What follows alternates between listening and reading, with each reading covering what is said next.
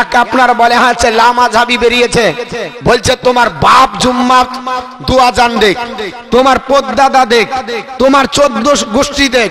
আমি বলছি জুম্মার দিন 2 আজান দেওয়া বেদাত। আজও বলছি আমার শ্বাস যতদিন থাকবে আমি বেদাতি বলবো। এই আল্লাহর নাম হলো আপনার বলে হচ্ছে রাজ্জাক বিন ইউসুফ, কাজ্জাব বিন কাজ্জাব, একবারে মিথ্যুকের বেটা মিথ্যুক। এই সাহাবীর হাদিস মানে না, এই সাহাবীর কাউল মানে না, এই সাহাবীর পদ্ধতি মানে না, এই সাহাবীর তরিকা মানে না। ওসমানে গনি রাদিয়াল্লাহু তাআলা আনহু আপনার জাওরা নামক জায়গায় নামাজের আপনার একটু গাফিলাতি দেখলেন, যে নামাজ মানুষ আস্তে আস্তে ঢিল হচ্ছে, মানুষের আসতে একটু দেরি হচ্ছে, তাই তিনি আপনার বলে হচ্ছে একটা আজান বাড়ালেন। আর নবী বলছে আসহাবু কান নুজুম, সাহাবীরা হলো আমার আকাশের তারকা সমতুল্য। ভাবি আইগিহিম ইক্তাদাইতুম ফাহাত্তাদাইতুম, সাহাবীদের মধ্যে যাকে একজন সাহাবীকেও যদি তোমরা ফলো করো, তাদের মত পথের উপর যদি চলো, তো তোমরা হেদায়েত পেয়ে যাবে। আমরা সাহাবীদের মত পথকে মানি, আমরা রাসূলুল্লাহর পথ মতকে মানি, কারণ রাসূল বলেছে সাহাবীদেরকে মানো। এই ওহাবি সাহাবী মানে না, নবীর আপনার হাদিস আপনার মানলো, অথচ সাহাবী না মানার কারণে এই পৃথিবীর জমিনে 2 আযানকে আপনার বিশ্বাস না করে এটাকে বেদাতের ফতোয়া দিয়েছে। আবার যদি জিজ্ঞেস করা হয় মানুষের বীর্যটা কি, তো বলছে ওটা পাক, ওকে ধরেন আর একটু খাইয়ে দেন, খা জানমোহরিয়া। আপনার জিজ্ঞাসা কাছে উটের পেশাব কি, তো বলছে এটা পাক। ওকে জিজ্ঞাসা করা হচ্ছে স্ত্রী সহবাস করার পরে যদি আপনার টাইম না পাওয়া যায় নামাজ হবে, তো বলছে না কোনো ব্যাপার নাই, যদি সেরকম টাইম না পাওয়া যায় উজু করে নামাজ পড়ে নাও, নামাজ হয়ে যাবে। জিজ্ঞাসা করা যাচ্ছে যে যে আপনার বিছানাতে সহবাস করা হলো ওই বিছানা কি আপনার ধুতে হবে, তো বলছে না ধোয়ার দরকার নাই, যদি কাপড়ে লেগে যায় তাহলে শুকিয়ে গেলে ওটা চিমটে তুলে দাও, আর দরকার হবে না। বুঝতে পেরেছেন? এই চিমটার দল, এ হলো চিমটার দল। নাপাক যদি লেগে থাকে তাহলে ধুতে হবে না, এটা তার ফতোয়া। তো যারা নাপাককে পাক বলে, উটের প্রস্রাবকে পাক বলে, যারা আপনার বলে হচ্ছে মেয়ে ছেলে যদি নেফাস হয় বা হায়েদ হয়, সেই মেয়েরা যদি কোরআন ছয়, সারা বিশ্বের ওলামায়ে কেরাম, মুফতিয়ানে কেরাম, আপনার মুহাদ্দিসিনে কেরাম, সমস্ত মুস্তাহিদিনে কেরাম বলেছে তারা কোরআন স্পর্শ করতে পাবে না। আর ই হারাম কর বলছে কোরআন পড়তেও পাবে, প্রয়োজন হলে ধরে ধরে দেখে দেখে পড়বে, অসুবিধা নাই। জোরে বলুন আস্তাগফিরুল্লাহ। কে বলেছে? এই কাজ্জাব বিন কাজ্জাব বলেছে। অত পৃথিবীর জমিনে ওরা আপনার বলে হচ্ছে আজকে ফলোয়ার বাড়াচ্ছে। আপনি শুনে রেখে দিন, আপনাকে এর জন্য জানতেই হবে যে আপনার ইজমাই উম্মত দরকার আছে না নাই। তো সুন্নি মাযহাবের এই 4 মাযহাবের আপনার বলে হচ্ছে দলিল হলো 4টি। 1 নাম্বার হলো কোরআন শরীফ, 2য় নাম্বার হলো হাদিস শরীফ, 3য় নাম্বার হচ্ছে ইজমায়ে উম্মাত, 4র্থ নাম্বার হলো কিয়াস। এই 4 দলিলের ভিত্তিতে ইসলাম চলে। 4টি দলিলকে কেন্দ্র করে ইসলাম রোলিং হয়। ইসলাম নামক আপনার ইসলাম নামক যে গাড়ি, এই গাড়িকে চালাতে গেলে 4টি দলিল লাগবে। 4টি দলিলের আগে সর্বাগ্যে আপনাকে যেটা আপনাকে আগে দেখতে হবে, প্রাধান্য যেটাকে দিতে হবে সেটা হলো পবিত্র কোরআন। এই আপনার বলা হচ্ছে কোরআন শরীফ আপনাকে আগে দেখতে হবে। আপনি কোরআন শরীফে যদি পেয়ে যান, অর্থাৎ আপনার জ্ঞান মোতাবিক আপনি কোরআন বুঝতে পারবেন তা তো না। আপনি কেন, আমরা পড়ি তাই তো কোরআন বুঝতে পারি না। কোরআন পড়ার পর তাফসীর বুঝতে হয়, তারপরে হাদিস বুঝতে হবে, হাদিস দিয়ে আবার কোরআন বুঝতে হয়। তা আপনাকে যখন আপনার জ্ঞান মোতাবিক আপনি কোরআন শরীফ থেকে সঠিক সিদ্ধান্ত উপনীত হতে পারলেন না, তখন আপনাকে হাদিসে আসতে হবে। যেমন ধরেন আপনি নামাজ পড়ছেন, আল্লাহ কোরআনে বলেছে আকিমুস সালাত, নামাজ কায়েম করো, কিন্তু কিভাবে কায়েম করবেন এই সিস্টেম আছে কোরআনে? এ কোরআনে নাই। এর জন্য দেখছিলাম আজ বাংলাদেশে একটা নতুন দল বেরিয়েছে। যেমন কেউ বলছে আমরা আহলে হাদিস, ওরা নাম দিয়েছে আহলে কোরআন। নাম কি দিয়েছে বাপ? আহলে কোরআন। আর বক্তা বক্তব্য দিয়ে বলছে এই মোল্লা মসজিদ তৈরি করতে হবে, কোন জায়গাতে আল্লাহ বলেছে মসজিদ তৈরি করে দিয়ে 5 ওয়াক্ত নামাজ পড়ো? ইয়া নাই। অতএব এটা মুল্লাদের কাজ।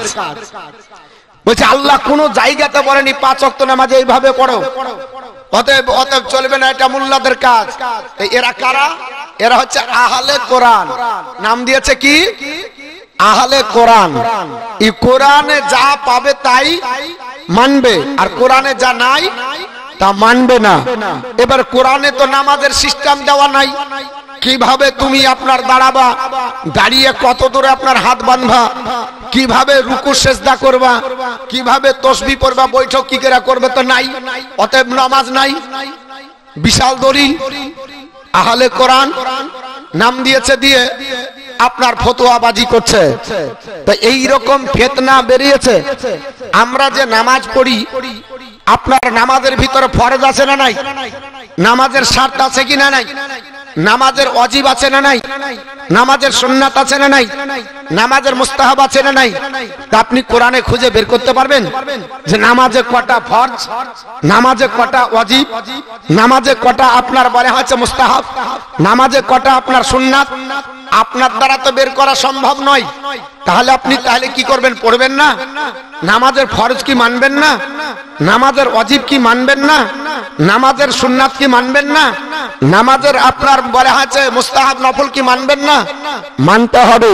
কারণ আপনাকে নামাজ পড়তে গেলে আল্লাহর নবী বলছে সাল্লু, নামাজ পড়ো কামা রাআইতুনি, যেমন আমি রাসূলুল্লাহকে দেখছো।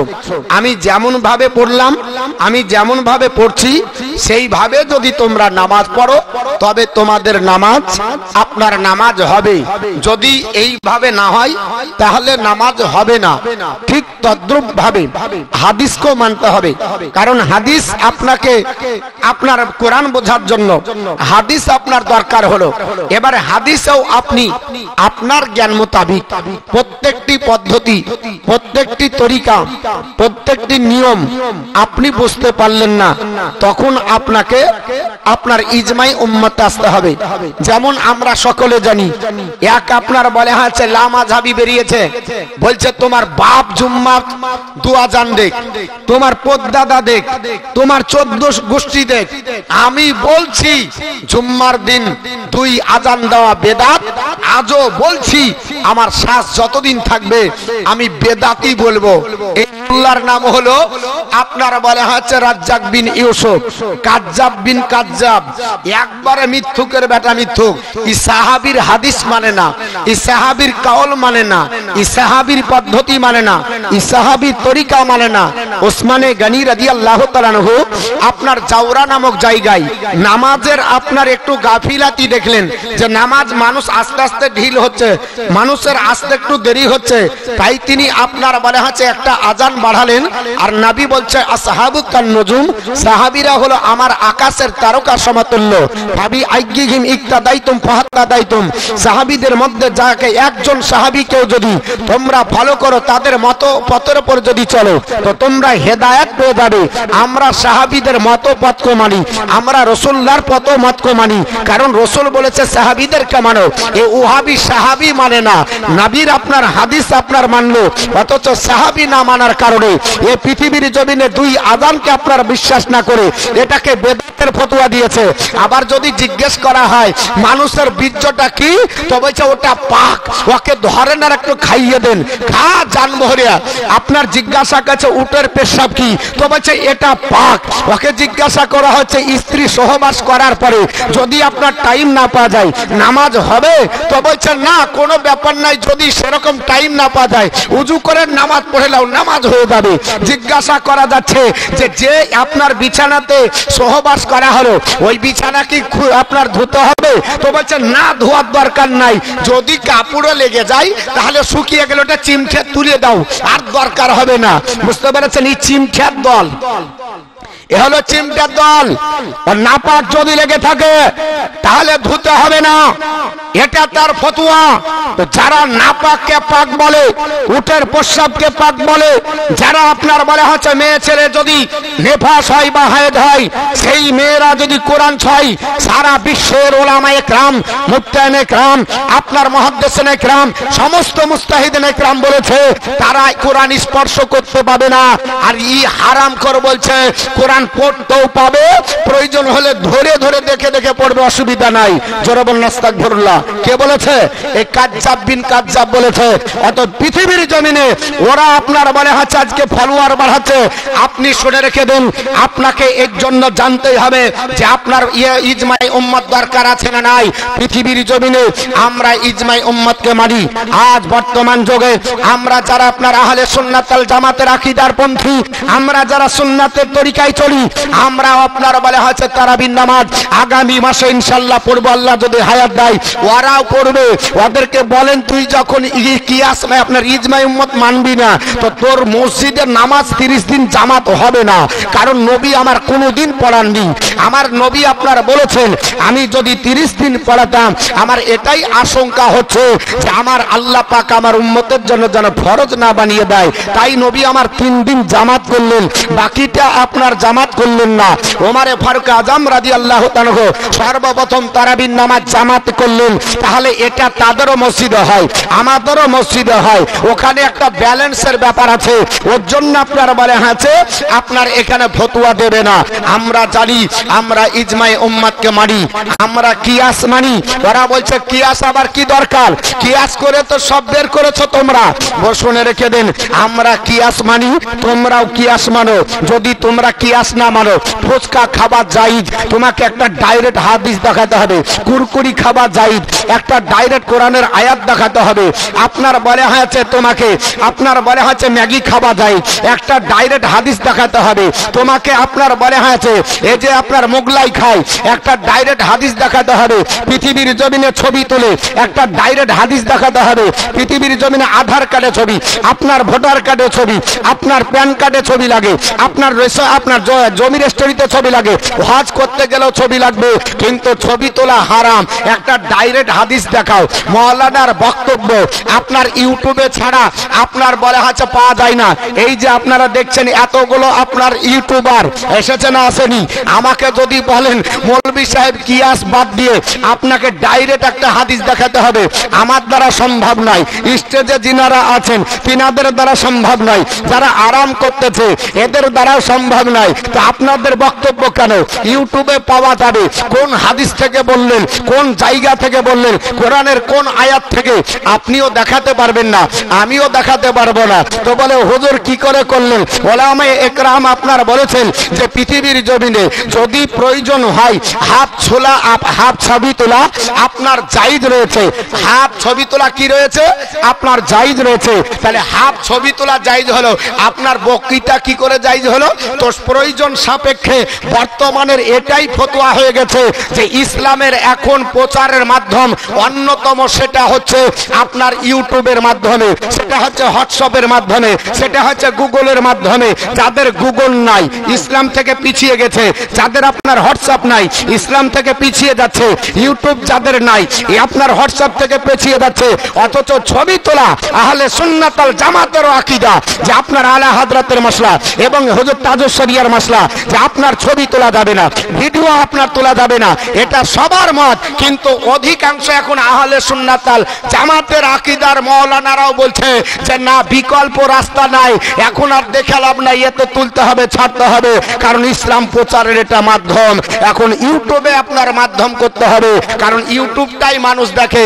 আর আপনার কোরআন দেখার সময় নাই, হাদিস দেখার সময় নাই, মাদ্রাসা আসার সময় নাই, আপনার মসজিদ যায় আপনার বক্তৃতার সময় নাই। হাতে সময় পেলে রাস্তাতে একটু দেখে নেয়, ঠিক না ঠিক বাবা? তাহলে আপনার সবাইকে কিয়াসের মাধ্যমে মানতে হচ্ছে। পৃথিবীর জমিনে আপনারা পোল্ট্রি খান, আমরাও পোল্ট্রির আপনার মাংস খাই। পোল্ট্রির আরবি আপনার দেখাতে পারবে? পোল্ট্রির হাদিস দেখাতে পারবে? নবীর জামানায় ছিল না, পোল্ট্রি ছিল না। আজ থেকে 25 বছর আগে পোল্ট্রির আবিষ্কার ছিল না। পোল্ট্রি তো 25 বছর পর হলো। কেন আপনার খাবেন? যদি দেখাতে হয় তাহলে ইমাম আজমের দরবারে যেতে হবে, কারণ পোল্ট্রি খেতে গেলে ইমামে আজমের দরবারে যেতে হবে। কারণ বর্তমান যুগে যে পদ্ধতিটা আমরা আপনার ব্যবহার করি ওই পদ্ধতিটার নাম হলো ক্লোনিং পদ্ধতি। কি নাম বললাম বাপ? ক্লোনিং পদ্ধতি। এই ক্লোনিং পদ্ধতি কাকে বলে? গরুর ডাক্তারকে জিজ্ঞাসা করেন। আচ্ছা আপনি বলেন, গরুর ডাক্তার আপনাদের দেশে আসে? আসে না? আসে না? ওহাবির বাড়িতে আসে না, লামাজহাবির বাড়িতে আসে না? ওদের গাই যখন আপনার মনে হয়েছে বাচ্চার প্রয়োজন পড়ে, যখন নিয়ে যায় ষাঁড়ের কাছে নিয়ে যায় না ডাক্তার ডাকে? এখন ডাক্তার আর অত খাটনির সময় নাই, বাড়িতেই থাকবে, ডাক্তার চলে আসবে, ঠিক না বে ঠিক বাপ? তো এখন ও যদি ডাক্তার মশাই যদি কুকুরের বীর্য দেয়, ওর ইনজেকশনের মাধ্যমে তো দিবে। এই পদ্ধতিটার নাম হলো ক্লোনিং পদ্ধতি। ও যদি কুকুরের বীর্য দেয় কি করবেন? কুকুরের বীর্য যদি দেয়, এখন আপনি কি করবেন? গরুর বাচ্চা গরুর মতোই দেখতে হলো, তাহলে গরুর মাংস খাওয়া যাবে কি যাবে না? কোরআন থেকে দেখাতে হবে, হাদিস থেকে। কোরআনও পাবে না, হাদিসও পাবে না, কারণ এই পদ্ধতি আজ থেকে 1450 বছর আগে ছিল না। এখন গরুর ডাক্তার বাড়িতে বসে থেকে আপনার মনে হচ্ছে ডাক্তার এসছে, তাহলে আপনি কি করে এই গরুর মাংস খাবেন? দেখাতে তো হবেই, আপনাকে দেখাতে হবে। এমন কোন গরু নাই এখন আপনার সব গরুর আপনার ডাক্তারি পদ্ধতিতে বাচ্চা হচ্ছে কিনা? কিন্তু গরুর বাচ্চাটা গরুর মতো যদি কুকুরের বীর্য দেয়, শরীয়ত বলছে ইমামে আজমের দরবারে যেতে হবে। ইমাম আজম ফয়সালা দিয়েছেন, যদি আপনার বলে হচ্ছে তার কাছে পানি নিয়ে যাওয়া যায়, পানি যদি পিয়ে খায় তাহলে তার বীর্য উল্লেখ করে লাভ নাই, কারণ গরুর বা আপনার স্বভাব হলো পিয়ে খাওয়া, অতএব তার মাংস খাওয়া জায়েজ। আর যদি চেটে খায়, দেখতে গরুর মতোও যদি হয়, ছাগলের মতোও যদি হয়, তাহলে হালাল প্রাণী হলেও তার মাংস খাওয়া যাবে না। কেন? যে তার স্বভাবটা হারাম হয়ে গেছে, তার কুকুরের স্বভাব চলে গেছে, কুকুরের আসার হয়ে গেছে, এর জন্য তার মাংস খাওয়া কি হবে? যাবে না। তাহলে কিয়াস মানছে না? মানছে না। এই যে পোল্ট্রির মাংস খাচ্ছেন, আপনি বলতে পারবেন পোল্ট্রির প্রোডাক্ট কোথা থেকে? আপনি বলতে পারবেন না।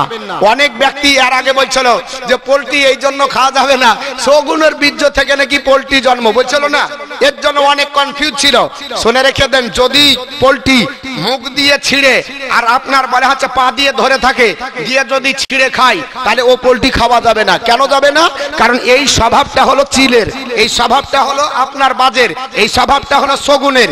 এর জন্য ওই প্রাণী আপনার খাওয়া যাবে না, ওই পাখির মাংস আপনার খাওয়া যাবে না। কিন্তু যদি ঠুকরে খায়, তাহলে সেটা মুরগির স্বভাব। আপনি পোল্ট্রিকে ছেড়ে দেন, ও ঠুকরেই খায়, খায় কি খায় না? এর জন্য কিয়াসের মাধ্যমে পোল্ট্রি খাওয়া জায়েজ আছে। হাজারো দলিল আছে মুসলমান পৃথিবীতে, আপনার কিয়াসেই খেতে হয়।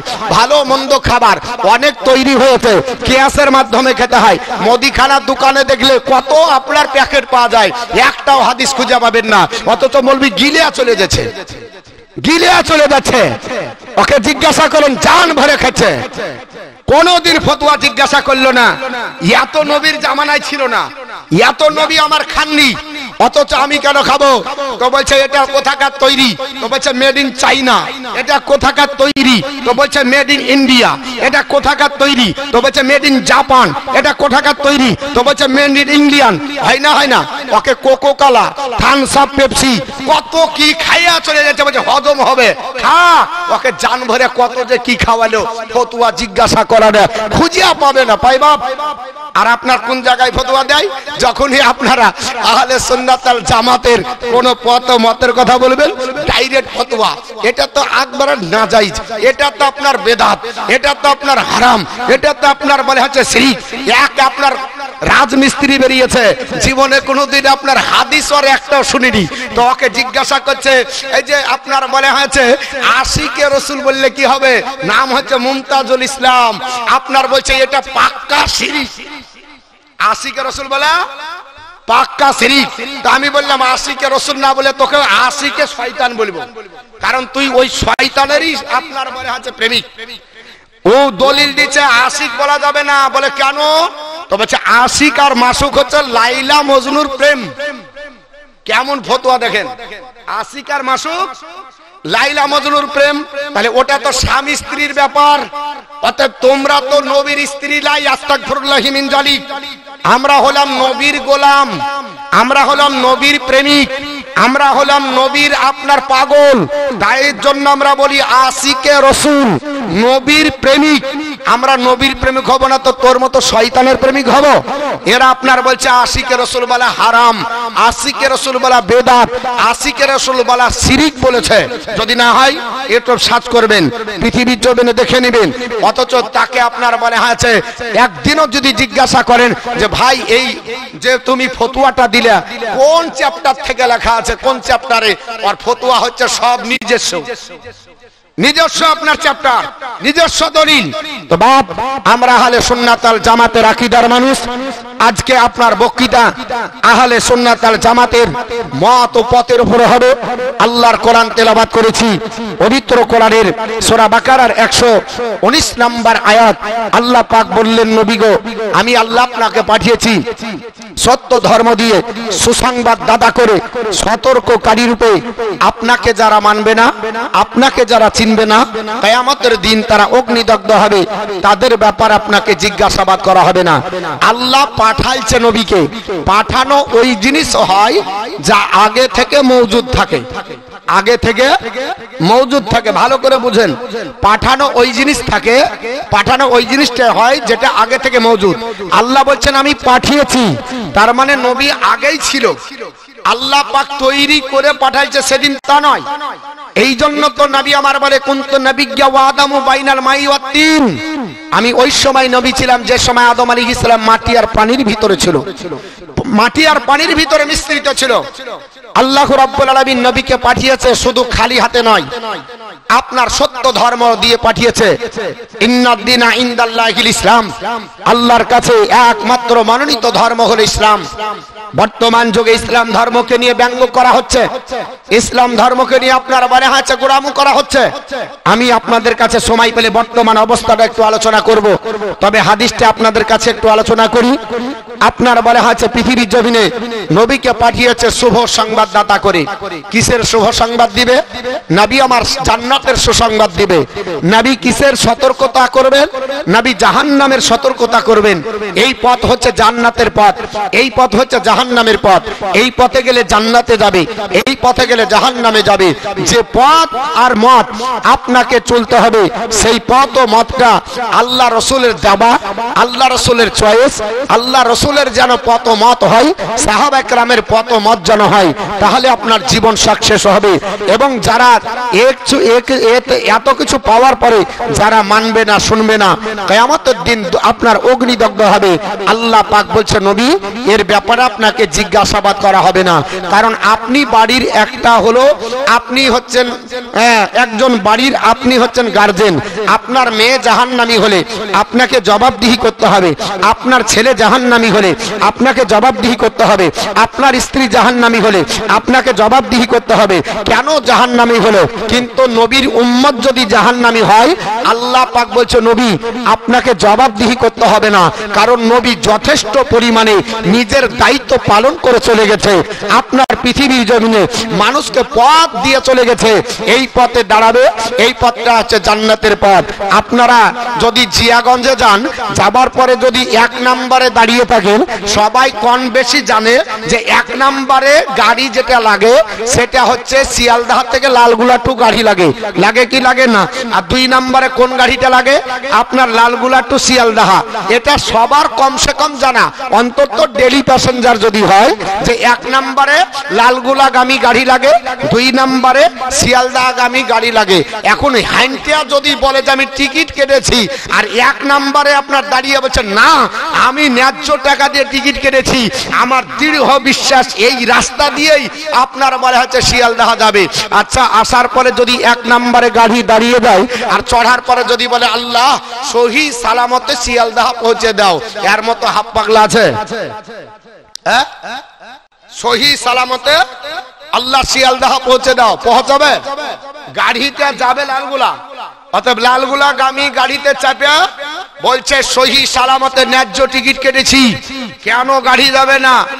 আপনার কন্ট্রোলার বলবে এ হাফ পাগলা তোর জানা নাই, আমি কন্ট্রোলার 1 নম্বরে লালগুলাগামী গাড়ি চালাই, আর 2 নম্বরে আপনার বলে হচ্ছে ডেলি আপনার বলে হচ্ছে শিয়ালদাগামী গাড়ি চালায়, ব্যতিক্রম হতে পারে 2 নাম্বার 1 নাম্বার পাল্টাতে পারে, কিন্তু আপনার বলে হচ্ছে এই মাসে 29 দিনই এইভাবেই যায়। তাহলে আমরা যে প্ল্যাটফর্মে দাঁড়িয়ে থাকবো ওটা যদি সুন্নি প্ল্যাটফর্ম হয়, ওটা যদি জান্নাতি প্ল্যাটফর্ম হয়, যদি সাহাবীর প্ল্যাটফর্ম হয়, ওটা যদি তাবির প্ল্যাটফর্ম হয়, ওটা যদি আপনার বলা হচ্ছে তাবির প্ল্যাটফর্ম হয়, তাহলে জানবেন যে এই প্ল্যাটফর্মটা আপনার যে আপনার রুটে চলছে সেই রুটটা হচ্ছে জান্নাতের রুট। অতএব এই রুটে থাকলে আপনার জান্নাত নসিব হবে। বাকি ইদিক উদিক দাঁড়িয়ে যতই আপনি মনে করেছেন টিকিট কাটেন আর দোয়া করেন, আপনার গাড়ি সেখানে যাবে না।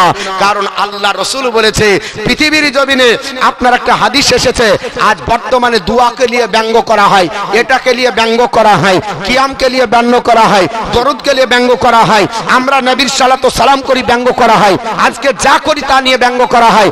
এই ব্যঙ্গ চলছে না? চলছে না? আজকে আপনার এমনি করে নবীর নাম শুনে আমরা আপনার চুম্বন দিচ্ছি, কুররাতু আইনি বিকা ইয়া রাসূলুল্লাহ বলছি, আপনার বলে হচ্ছে এক ব্যক্তি বলছে এটা কুকুরকে ডাকছে, জোরবন আস্তাগফিরুল্লাহ। আল্লাহ রসুলের আপনার মহব্বতে নবী আপনার যেটার গ্যারান্টি দিয়েছে, আদম পয়গম্বর যেটা আপনার করেছে, সাহাবী রাসূল আবু বকর যেটা করেছে, আমরা সে কাজ করাতে আর কুকুরকে ডাকা বলে, জানতে হবে ই সাহাবী রাসূলের দুশমন, এ আপনার বলে হচ্ছে আপনার আদম পয়গম্বরের নীতির দুশমন। অতএব সে কখনো জান্নাতের পথে থাকতে পারে না, জান্নাতের রাস্তায় চলতে পারে না। মুসলমান বর্তমান যুগে পৃথিবীর জমিনে এই ব্যঙ্গাত্মকমূলক আপনার বলে হচ্ছে তাদের বক্তব্যকে আপনার উচ্ছেদ করতে হবে এবং সত্যটাকে মানুষের কাছে পৌঁছে দিতে হবে। এর জন্য আপনার বলে হচ্ছে যতটা আপনার পরিশ্রমের দরকার আর যতটা দলিলের দরকার সেটা আমাকে আপনার গ্রহণ করতে হবে, পড়তে হবে এবং আহলে সুন্নাত ওয়াল জামাতের আকীদাকে মানুষের ঘরে ঘরে পৌঁছে দিতে হবে। বর্তমান যুগে আপনার ইসলাম ধর্মের ভিতরে আপনার এত ফিতনা বাড়িয়ে দেওয়ার পরে নিজেকে তারা আজকে আপনার বলে হচ্ছে পৃথিবীতে নিজেকে আপনার বলে হচ্ছে আমরা আহলে হাদিস বলে দাবি করছি, আপনার সঠিক পথ বলে দাবি করছি, অথচ সাহাবাদের পথ মানে না, অথচ আপনার নবীর অনেক আপনার বলা হচ্ছে নীতির বিরুদ্ধে তারা চলে, নিজেকে আপনার নবী ভুল ধরতে দেয়। নবীর আপনার ইলমের আপনার বলে হচ্ছে কতটা আপনার পরিমাণ তা যাচাই করে, যে নবী আমার কতটা জানতো সেটা যাচাই করে। এটা হচ্ছে আপনার তাদের কাজ, আপনার ইমানদারের কাজ। নবী কতটা জানে এটা নয়, আমার নবী যা দিয়েছে সেটাকে মেনে নেওয়া, এটা হলো ইমানদারদের কাজ। তাই আপনাদের কাছে বলি, আজ আপনার মাদ্রাসার জালসা, এই মাদ্রাসার জালসাতে আপনাকে এই বার্তা নিয়ে যেতে হবে, মেসেজটা নিয়ে যেতে হবে যে আমরা আহলে সুন্নাত ওয়াল জামাতের আকীদার মানুষ, আমাদের পথ আর মত এটা হচ্ছে আপনার পাহাড়ের মতো স্থির। এই পথকে কেউ আপনার বলে আছে আপনার দূরে সরাতে পারে না, ডিলিট করতে পারেনি, আগামী তো পারবে না। কিন্তু আমাদের ঘরের ছেলে কিছু আপনার আছে, তারা আপনার বলে আছে মনে করছে ইউটিউবটা বড় মুফতি, হোয়াটসঅ্যাপটা বড় মুহাদ্দিস, আর আপনার গুগলটা হচ্ছে আপনার মুস্তাহিদ, এটাই আপনারা ভেবে নিয়েছে। ওখান থেকে তত্ত্ব নিয়ে 7 দিন পর মুফতির মসনদে বসে ফতোয়া আপনার বলে হচ্ছে দিচ্ছে। একটা ফতোয়া দিতে গেলে কতটা তাহাক্কিকের দরকার, একটা মশলা বলতে গেলে কতটা বই পড়ার দরকার, একটা মশলা জানতে গেলে কতক্ষণ পরিশ্রমের দরকার, আর জানার দরকার নাই, ডাইরেক্ট ফতোয়া মেরে দিচ্ছে। বুঝতে পেরেছেন? ডাইরেক্ট ফতোয়া মেরে দিচ্ছে। এখান থেকে বাঁচতে হবে, আপনার হাদিস পড়তে হবে, কোরআন পড়তে হবে, বুঝতে হবে, তাহলে আপনি সঠিক পথ পাবেন ইনশাআল্লাহ।